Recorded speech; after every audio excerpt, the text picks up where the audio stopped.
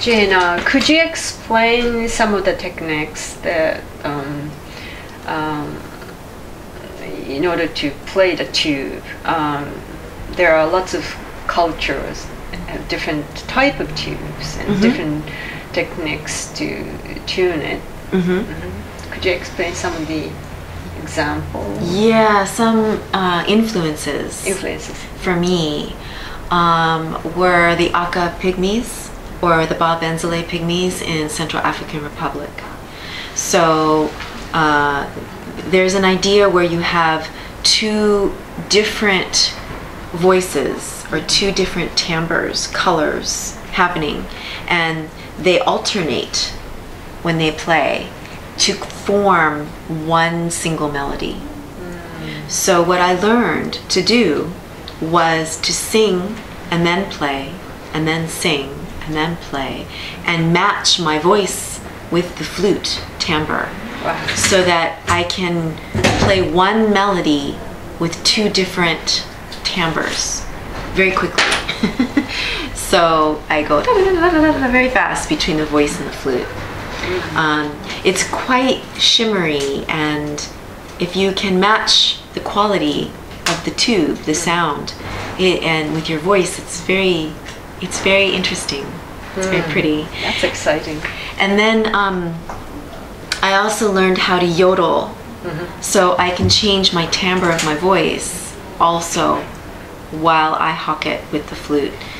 And then I heard music from Rajasthan, India, the shepherds, and they are by themselves with their goats or their sheep, and they have a flute. So they accompany themselves by singing a drone, very deep, and then the flute melody on top.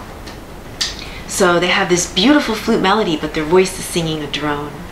So I taught myself to do both, to have my voice sing a drone while my flute plays a melody, and then reverse. So my flute plays the drone and my voice has a melody, and then I can switch back and forth. And then there's the idea of polyphony, where you have two different voices happening at once. So I would play duets and create my own duets where I would sing one line and play the flute another, and then again reverse. So you have two different voices intertwining. Wow, it's amazing. So those are some of the techniques that I learned to do. And then George Crumb, for example, has a piece where you sing into the tube and you move the keys. And the tube now is resonating your voice in a very interesting way.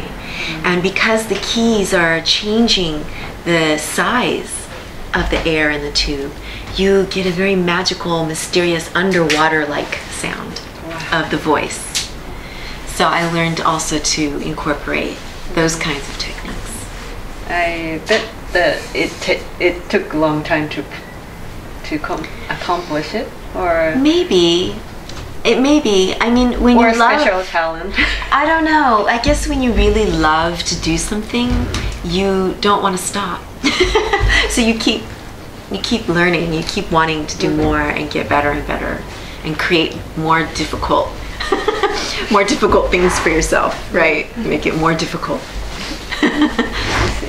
Yeah. And also, I want to hear a little bit about your composition. When you compose music, is something which sort of motivate you?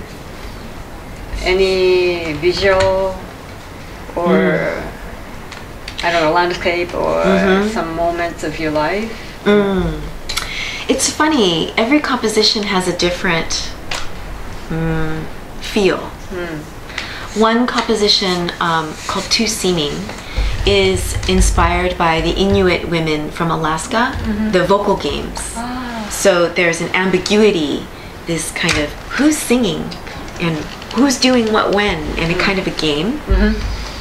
And my piece Red has to do with is a piece where I circular breathe, where I non-stop playing, and then non-stop breathing.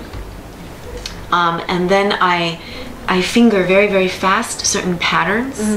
And when I do that, you hear another kind of Morse code, like another set of notes happening. And so there's a mysterious kind of network of sounds that happen. Very organic. Yes, usually the composition method's very organic for me. I don't try to compose something. It just starts to happen as I'm experimenting and working with sound. And then I wrote a piece called Interpresence, and it's for solo flute, and it was commissioned by the National Flute Association in the United States for high school students. So I had to make sure it wasn't too difficult. And that piece, I had 5 different stories. I see. And they were 5 different pictures in my mind. Each one was like one little picture of something. And then I created a kind of an interlinking pattern that was inside, embedded in all of these stories, and connected all of them. And basically the idea was that all of life and all of our different stories are interconnected in some way, even if we can't see them. So it was about sort of a presence of all of us being interconnected. And I used certain patterns on my flute and breath to be like the Thread. weave, the thread that threaded all of the different stories together. That is interesting. So everyone is a little different. Every piece is a little different. Yeah, it's your vocabulary, however you use it. So much vocabulary. And, that's nice. Yeah, it's like a language. Like a language, yes.